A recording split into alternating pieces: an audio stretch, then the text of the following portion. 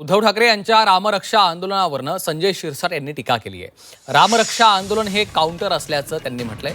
आंदोलन करण्याचा अधिकार सर्वांनाच आहे, मात्र चुकीच्या सल्ल्यामुळे शिवसेना युबीटीला कोणत्या वेळी कोणत्या विषयावर आंदोलन करावं हे कळत नाही आणि त्यांची आंदोलनं फसतात असा टोला संजय शिरसाट यांनी लगावलेला आहे। एकीकडे राष्ट्रवादीचं विलीनीकरणाची चर्चा होते, तुमच्यात काय अजूनही कटुता चालू राहणार आहे किती दिवस?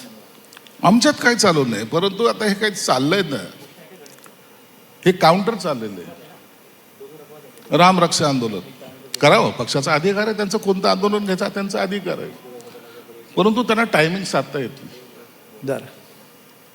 भलत्या टायमाला भलतं आंदोलन जर घेतलं तर ते फेल जातं, याचा अनुभव आता त्यांना नागपूरला येतोय, संभाजीनगरला आलेला आहे।